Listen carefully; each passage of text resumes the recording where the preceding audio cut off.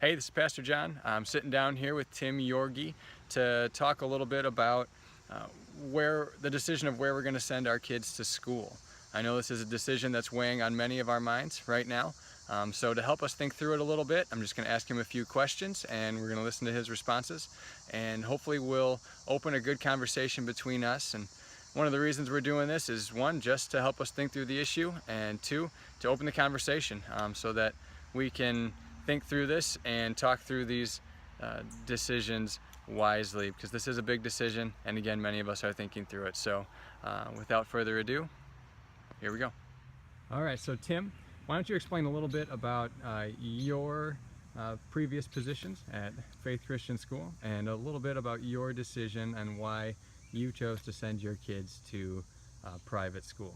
All right. Well, first of all, to give you a little bit of a backstory from there, I actually taught 3 years in New Jersey at a pretty large Christian school. And then when we moved out here, I taught now 9 years at Faith Christian School. These past 9 years, I was the Bible teacher, also was the dean of students, and was pretty much, that was my life for these last 9 years. But one of the reasons why we decided to send our kids to Christian education was there's a couple of facts that is just very hard to, every family has to deal with this. Whether we're watching a movie, whether we're going to a restaurant, or whether we're going to do anything, we're always teaching our kids something. If I yell at my wife, I'm teaching my kids that's how we talk to mom, or anything like that. And so, which is not a good thing to yell at your wife. But one of the things that we noticed was the influence that our kids have. It's amazing how they pick up a line or something like this, and there's a lot of influences in this world.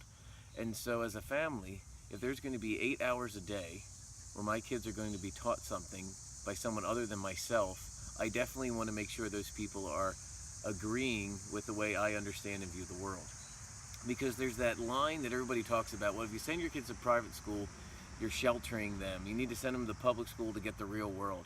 Well, the last time I checked, and this is part that's really hit me, Cal Thomas actually said this one time. He said, if we really want to expose our kids to the real world, if we truly believe that there's a God and He exists and He created everything, and that the Bible has something to say about everything, which school is actually exposing them to the real world? The school where there says there is no God, or God is irrelevant to this area of your life, or the school that says no, God is relevant to everything? And that really got my wife and I thinking about which school is actually teaching teaching what we as a family believe is true. And one other line that used to stick with me, one guy said, he said to his kids, why don't we go to the Unitarian Church? And he said to his kids, well, because they teach error as truth. And he says, we go to this church because they teach truth as truth, and they teach error as error. And it's those lines there where you're going, which world do we want to teach our kids in? And that is one of the main reasons, one of the many that we have chosen, that we should be at least sending our children to places where we agree and have the same biblical support for what we're teaching them at home. Awesome. So Tim, how old are your kids? How long have they been in school? My daughter Hannah is now just turned 12. Timmy is 10, and my youngest daughter Catherine is 6. Okay. So girl, boy, girl.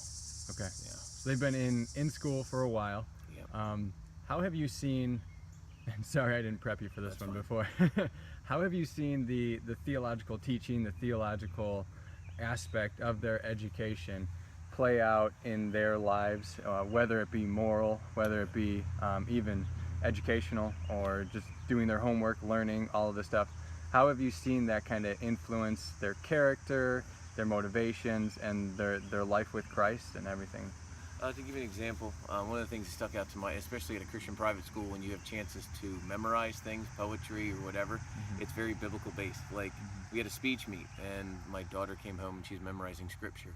And in that, there will be times where, whether I'm disciplining her or she's learning something, she'll bring up the teachings that she learned at school back here. Also, many of their Bible verses that, because again, they're with these teachers for 8 hours, they have a whole lot longer to teach that Bible verses, because I get them when I come home from work. Maybe it's 5 o'clock, so from 5 to 7:30 I've got 2.5 hours that after we're done eating, and then all these other things, and we do have family devotions every night, but even family devotions are 20 minutes.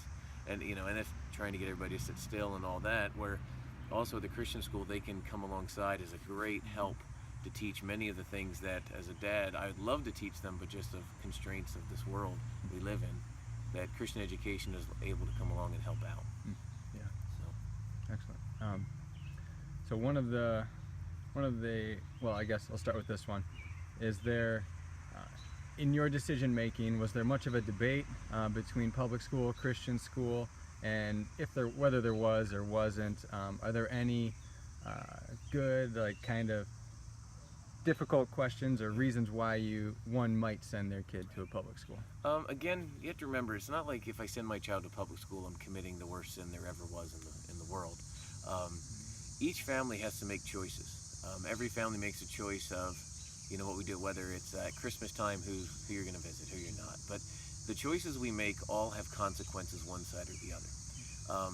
For our own life, when we send our kids to a Christian school, one of the issues we're going to have to deal with sometimes is an external obedience, because they understand, if I follow these rules, does that make me Christian? And we've had to address that. So you're fighting that battle if you send them to Christian school. If you send them to a public school, there's also another battle you're coming from. There's a worldview that I've watched in my own life. Kids who go to public school, they've learned to compartmentalize Jesus, where Jesus is good for Sundays and Wednesday nights, but because we can't talk about him during the education world, they compartmentalize him. It's Jesus time, now it's school time. And you have that battle to fight. And one of the things too that I've watched, and I have seen kids flourish, but I've also seen kids struggle in public schools, where parents we want to make them this salt in the world, we want to make them this light to the world around them. Well, that's great in theory, because we're all supposed to be salt and light to the world around us, but you have to know your child. Can my child actually not just not be influenced, but actually turn that influence and affect those around them? Because if you have a kid who's a follower, you've got to be careful, because they're going to follow the loudest voice. And so your chances of finding someone, obviously in a Christian realm, you will at least send them there. But the part we have to understand is we don't send our kids to Christian school because all their friends are going to be Christian, because we know that doesn't happen. We send our kids to the places we send them because the Bible very clearly says when a child is fully trained, they'll be like their teacher. And so we send them because of the teacher's influence on them. And the teachers are going to have a whole lot more influence because they're dealing with them 8 hours a day than anybody else. And so that's kind of, I've been around long enough and I've heard all the stories, but it usually comes down to anything. Wherever we spend our time and our money, that's really where our treasure is. And you've got to decide as a family, what are we going to do? Where are we going to spend our time, efforts, and our money? And what are the battles we're going to fight? And also, which of my children can actually handle this and can they not? And it's just, many times we don't like to take a hard look at our own families and just go, this is what we have. So.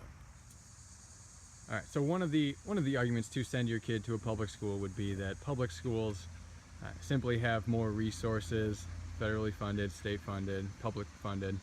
So what would you say to somebody who says, I don't know if my kid is going to get as quality of an education or have as many opportunities because of the resources that are available in a public school?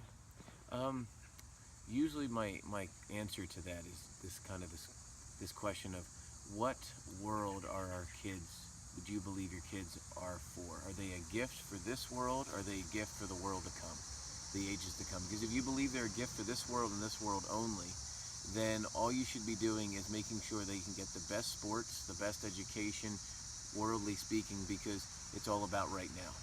But if you believe your children are actually a gift for the future, for the idea that if I train my children the way they should go, they will not depart from it. The concept of, when I speak to my child, I'm actually speaking to my great-great-grandchildren, a generation yet unborn, like the Bible says, that proclaiming that on. If they're a gift for the future as well then as for heaven, our whole mindset changes. Because just this whole conversation too arises with, when I say to my kids, what do you want to be when they grow up? And usually they say an occupation. And I look at them and go, yeah, your occupation is great, but what I want you to be is a godly man or a godly woman. Whatever your occupation is does not matter nearly as much as being a godly person. And one of the things that is interesting too, and we sit there and we go, well, you have more opportunities, you have more of this, you have more of that. And I look and go, at what cost is the question. Because somewhere along the line, as a Christian community, we have to draw a line and say, the place where I'm sending them is now no longer just a neutral place, it's becoming anti-God. And when is that line drawn? And I don't know, maybe as our society, we may have crossed that a long time ago and we just missed it because we're in that slow boiling pot concept. Or are we getting to the point now with all the transgender issues and all of these things that are coming out, that as a community we say, no, we're no longer going to do this? And that's a question that each family, each church has to answer. When do we draw the line and we say, no, we're no longer going to take part of this? Because I mean, the story of Lot, how he slowly moved in, and before you know, he's pitched his tent near, and now he's in the town of Gomorrah. And it's all of those questions that arise, that each family, and I guess you guys will probably be discussing this too, is when do we draw the line, and are there biblical principles? And I think they are clear. But again, these are decisions that each family, because God has given each one of us the gift of children. And as we view that as a gift, where are we spending our resources and our time? And that's kind of my heart on the whole issue on that area. So That's really good stuff. Thanks, Tim. That's all I got. Thanks for your time and for taking the time and time away from your family and everything else that you got to do. You're a busy man, I know that. So thank you for helping us think through this issue and start the conversation. We really appreciate it. Thanks, man. good luck.